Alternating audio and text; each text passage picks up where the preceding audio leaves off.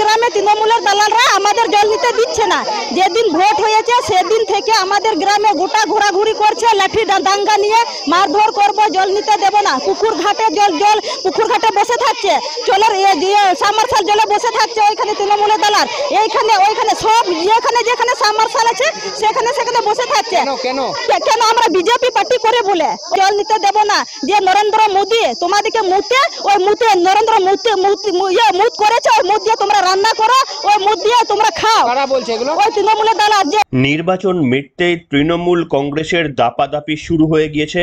2021-এর post pole ভায়োলেন্সের স্মৃতি আরও একবার উস্কে দিয়ে এখন থেকেই কিন্তু যে সমস্ত জায়গায় ইতিমধ্যে ভোট গ্রহণ হয়ে গিয়েছে সেখানে বিভিন্ন জায়গায় বিক্ষিপ্তভাবে শাসক দল আশ্রিত গুন্ডা বাহিনীদের অত্যাচারের খবর এইভাবেই ছড়িয়ে পড়ছে। আজকে আপনাদের সামনে দেখাবো এক ভদ্রমহিলা, তিনি বলছিলেন যে যেহেতু তাদের গ্রাম বিজেপিকে ভোট দিয়েছে তাই তাদের পানীয় জল নেওয়া বন্ধ করে দিয়েছে তৃণমূল আশ্রিত দুষ্কৃতী বাহিনী। আমি দেখছিলাম যে ইলেকশন কমিশন তারা শোকজ চেয়ে পাঠিয়েছে বিচারপতি অভিজিৎ গঙ্গোপাধ্যায়ের কাছে। কেন মুখ্যমন্ত্রী মমতা বন্দ্যোপাধ্যায়ের নামে কিছু বক্তব্য তিনি রেখেছেন সেগুলো কেন তিনি বলেছেন তার উত্তর জানাতে বলেছেন অভিজিৎ গঙ্গোপাধ্যায়ের কাছে। নিশ্চিতভাবে সেটা করতেই পারেন ইলেকশন কমিশন, কিন্তু ভারতের ইলেকশন কমিশন এটা রাজ্যের ইলেকশন কমিশন নয়। যারা নাকি পোস্ট পোল ভায়োলেন্সের কথা মাথায় রেখেও বেশ কিছু মাস কেন্দ্রীয় বাহিনী মোতায়েন করবে বলেছিলেন, তারা কি এখনো পর্যন্ত রয়েছেন পশ্চিমবঙ্গে? আর যদি থাকেন তাহলে রাজ্যের মাননীয় মুখ্যমন্ত্রী মমতা বন্দ্যোপাধ্যায়ের সম্মানের যেভাবে তারা খেয়াল করছেন ঠিক একইভাবে কি এই প্রান্তিক মানুষগুলো, অবহেলিত মানুষগুলো, এসসি এসটি শিডিউল কাস্ট মানুষগুলোর যে ওপর অত্যাচার চলছে তার বিরুদ্ধে আমাদের ইলেকশন কমিশন কোনো বক্তব্য রাখবেন? যে ইলেকশন কমিশনকে মমতা বন্দ্যোপাধ্যায় ক্রমাগত বিজেপির পাপেট বলে আসছেন। নমস্কার, welcome to simple as ABC. আপনাদের সকলকে স্বাগত জানিয়ে শুরু করছি আজকের বিশেষ খবর। আলোচনা এগিয়ে নিয়ে যাওয়ার আগে প্রথমেই আপনাদের সম্পূর্ণ ভিডিওটা দেখাবো, একটি ভাইরাল ভিডিও। যে ভিডিওতে দাবি করা হচ্ছে বোলপুরের একজন প্রান্তিক এসসি এসটি ঘরের মহিলা, যেহেতু তিনি বা তার গ্রাম বিজেপিকে ভোট দিয়েছেন তাই রান্না বা পানীয় জল তাদেরকে ব্যবহার করতে দিচ্ছে না।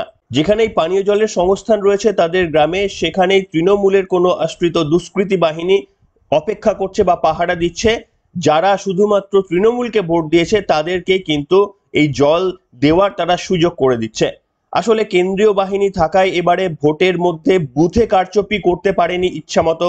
রাজ্যে যেমন পঞ্চায়েত নির্বাচন হয়েছিল, তাই আগামী কোনো রাজ্যের নির্বাচনকে সুনিশ্চিত করতেই এখন থেকেই সম্ভবত এই সমস্ত অত্যাচার করা হচ্ছে, যাতে করে পরবর্তীকালে যে ভোটটা আসবে যেটা হয়তো রাজ্য পুলিশ দ্বারা নিয়ন্ত্রিত হবে সেখানে যেন আর এই ভুল না করে। আসুন পুরো ভিডিওটা দেখুন, গা শিউরে উঠবে। আমাদের গ্রামে তৃণমূলের দালালরা আমাদের জল নিতে দিচ্ছে না। যেদিন ভোট হয়েছে সেদিন থেকে আমাদের গ্রামে গোটা ঘোরাঘুরি করছে, লাঠি দাঙ্গা নিয়ে মারধর করব, জল নিতে দেব না। পুকুর ঘাটে বসে থাকছে, জলের সাবমার্শাল জলে বসে থাকছে ওইখানে তৃণমূলের দালাল।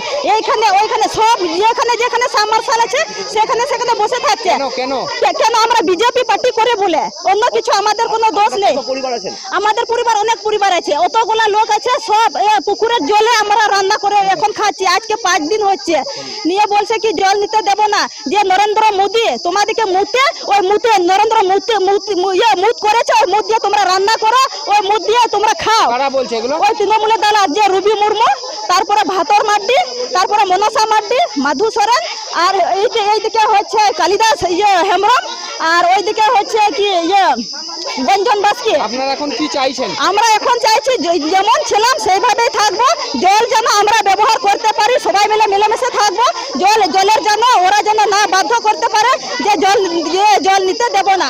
আমরা যেন জল পাই ভালোভাবে। আমার নাম আইনা মাড্ডি। আর শুনলেন বন্ধুরা কি বলছিল, প্রত্যেকটি কথা আশা করি আপনারা শুনেছেন কিভাবে তাদের উপর এখনো অত্যাচার চালানো হচ্ছে। ভারতের প্রধানমন্ত্রী নরেন্দ্র মোদীর ওপর নাম করে নাকি বলা হচ্ছে যে কি বললেন, আমি আর রিপিট করতে চাইছি না, সেই বক্তব্যটি আপনারা শুনলেন যে জল দরকার নেই আপনাদের, আর আপনারা যেহেতু বিজেপিকে ভোট দিয়েছেন তাই জলের কোনো প্রয়োজন নেই। এনারা বলছেন বাধ্য হয়ে পুকুর থেকে জল এনে 2-3 দিন ধরে খাচ্ছেন। তারা চাইছেন যেন প্রশাসনের হস্তক্ষেপে এই ঝামেলা মিটে যায়। যাই হোক, অনেকগুলো কথা বলার রয়েছে, হয়তো এরপরেও একটা মিম না চলে আসে এই ঘটনা সম্পূর্ণ ভিত্তিহীন, সম্পূর্ণ ফেক। আমরাও সঠিক বলে দাবি করছি না, তার কারণ যে কোনো ভাইরাল ভিডিওর সত্যতা আমরা এই যুগে একেবারেই দাবি করতে পারি না, কিন্তু সেগুলো নিশ্চিতভাবে খতিয়ে দেখার প্রয়োজন রয়েছে বলে মনে হয়। যেভাবে অত্যাচারের কথা এই মহিলা তুলে ধরছিলেন, একটা সভ্য সমাজে এরকম কোথাও হয় বলে তো মনে হয় না। আর নির্বাচন কমিশন, আপনারা কি শুনছেন? আপনারা কি বক্তব্যগুলো শুনছেন? বিচারপতি অভিজিৎ গঙ্গোপাধ্যায় যে বক্তব্য বলেছেন, মুখ্যমন্ত্রী মমতা বন্দ্যোপাধ্যায় আপনি কত টাকায় বিক্রি হন, কেন এ কথা বলেছেন তার প্রসঙ্গ আপনাদের সামনে আসবো। নিশ্চিতভাবে এ কথাকে আমিও সমর্থন করছি না, কিন্তু এই সমস্ত প্রান্তিক মহিলারা তারা কি গ্রাম বাংলার মেয়ে নয়? সন্দেশখালীর মহিলারা তারা কি বাংলার মহিলারা নয়? মহিলা কি শুধুমাত্রই রাজ্যের সম্মানীয় মুখ্যমন্ত্রী? মুখ্যমন্ত্রীর যতটা সম্মান রয়েছে একইভাবে প্রত্যেকটি প্রান্তিক মানুষের কি সেই সম্মান থাকা উচিত নয়? নির্বাচন কমিশন, আপনাদের কি এই ভিডিও নাড়াবে? এই ধরনের অত্যাচার যে গ্রাম বাংলায় হচ্ছে এখনো পর্যন্ত, সে নিয়ে আপনারা কিছু পদক্ষেপ নিয়েছেন বা আপনারা কাউকে শোকজ করবেন? এই প্রশ্ন আপনাদের কাছে থাকলো। আর যারা ভিডিওটা দেখছেন, নির্বাচন কমিশনের কাছে প্রশ্ন তুলুন, আওয়াজ তুলুন, আপনারা উত্তর দিন। আপনাদের দায়বদ্ধতা রয়েছে এই মুহূর্তে প্রান্তিক মানুষগুলোর ওপর যেন অত্যাচার না হয়। কোনো একটি দলকে ভোট দেওয়া যদি শাসক দলের রক্তচক্ষুর মধ্যে পড়তে হয়, তাহলে নির্বাচন কমিশন আপনি হাত গুটিয়ে বসে রয়েছেন। মুখ্যমন্ত্রী মমতা বন্দ্যোপাধ্যায়ের নামে কটূক্তি করলে আপনারা সরব হতে পারেন। আর এই সমস্ত প্রান্তিক মহিলাদের ওপর যে অত্যাচারগুলো চলছে, সেগুলো নিয়ে আপনারা কবে সরব হবেন, কবে পদক্ষেপ নেবেন? কেন সন্দেশখালীর মা বোনেদের রাত জাগতে হচ্ছে, যে ভিডিও আপনাদের দেখিয়েছিলাম, কেন তাদের রাত পাহারা দিতে হচ্ছে? নির্বাচন কমিশন, আপনারা কেন পুলিশের টহলদারির ব্যবস্থা করেননি? কেন রাতে পাহারা দেওয়ার ব্যবস্থা করেননি ওই সমস্ত প্রত্যন্ত সন্দেশখালীর গ্রামগুলিতে, যেখানে মা বোনেরা দিনে রাতে অত্যাচারের কথা বলছেন? আপনারা কিসের অপেক্ষায় রয়েছেন? কেন ওই সমস্ত মানুষদের পাহারা দেওয়ার ব্যবস্থা আপনারা করছেন না? কিন্তু একটি রাজনৈতিক দলের কাউকে রাজনৈতিকভাবে আক্রমণ করলে আপনারা সঙ্গে সঙ্গে ব্যবস্থা নিতে পারেন, আমরা সাধুবাদ জানাচ্ছি। কিন্তু একই রকমের তৎপরতা আপনাদের কেন দেখা যায় না? এটা নিয়ে নিশ্চিতভাবে সাধারণ মানুষ হয়ে আপনাদের কাছে প্রশ্ন করতে চাই আজকের পর্বে। যে মুখ্যমন্ত্রী মমতা বন্দ্যোপাধ্যায় বারবার নির্বাচন কমিশনকে রাজনৈতিক পাপেট হয়ে গিয়েছে বলেন এবং বিভিন্ন কটূক্তি করে নির্বাচন কমিশনকে পর্যন্ত আক্রমণ করেন, সেই মুখ্যমন্ত্রী মমতা বন্দ্যোপাধ্যায় এবার কি কিছুটা আশ্বস্ত হবেন যে নির্বাচন কমিশন তারা নিরপেক্ষ তো নয়, বরঞ্চ উল্টো দিকে অনেকে প্রশ্ন করতে পারেন যে বিজেপির অনেক কিছু ঘটলেও নিরপেক্ষতার অভাব দেখাচ্ছে নির্বাচন কমিশন? প্রথমে আপনাদের শোনাবো বিচারপতি অভিজিৎ গঙ্গোপাধ্যায় ঠিক কি বলেছিলেন, সেটা প্রথমে আপনারা শুনুন। ব্যানার্জি, তুমি কত টাকায় বিক্রি হও? তুমি কত টাকায় বিক্রি হও? তো তোমার লাখ 10 লাখ টাকা কেন? তুমি কেয়া শেঠকে দিয়ে মুখে পুলটিস মারো, সেই জন্যে মেকআপ করো, মেকআপ করে বেরো। মমতা ব্যানার্জি মহিলা তো, আমার মনে প্রশ্ন জাগে মাঝে মাঝে। শুনলেন বন্ধুরা, অভিজিৎ গঙ্গোপাধ্যায় এই বক্তব্য বলেছিলেন কোন প্রেক্ষিতে? না, রেখা পাত্র এবং সন্দেশখালীর নির্যাতিত মহিলারা তারা নাকি সম্ভ্রম বিক্রি করে টাকার দ্বারা। এই ধরনের বক্তব্যের আঁচ কিন্তু বিভিন্ন তৃণমূল নেতানেত্রীর গলা থেকে যখন বারবার আসছে, তখন বিজেপি নেতৃত্ব প্রতিবাদ করে বলছে একটি স্টিং ভিডিওকে সত্য মনে করে এই ধরনের বক্তব্য সন্দেশখালীর মা বোনেদের ওপর করা যায় না। এবং সেটাকে নিয়েই প্রশ্ন করতে গিয়ে বলেছেন মুখ্যমন্ত্রীরও যেমন মান সম্মান রয়েছে, সন্দেশখালীর প্রত্যেকটি মহিলার মান সম্মান রয়েছে। নিশ্চিতভাবে আমরা বিশ্বাস করি অভিজিৎ গঙ্গোপাধ্যায় যে সুরে কথাটি বলেছেন হয়তো এইভাবে বলা উচিত ছিল না, নিশ্চিতভাবে তাকে শোকজ করা উচিত। কিন্তু আজকে যে সমস্ত ভিডিওগুলো দেখিয়ে আপনাদের শুরু করলাম, নির্বাচন কমিশন কি শোকজ করবেন?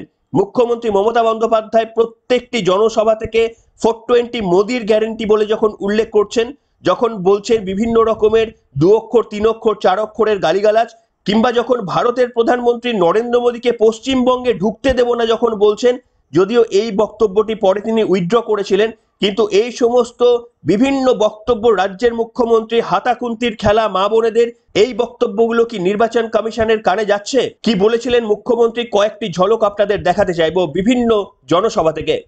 রাজনীতি ভোটের পরে এলাকা থেকে তাড়িয়ে দেবে, জেলে ভরে দেবে। মোদীদের বিশ্বাস করবেন না, ওরা হচ্ছে 420, ওদের কথার কোনো গ্যারেন্টি নেই, নো গ্যারেন্টি।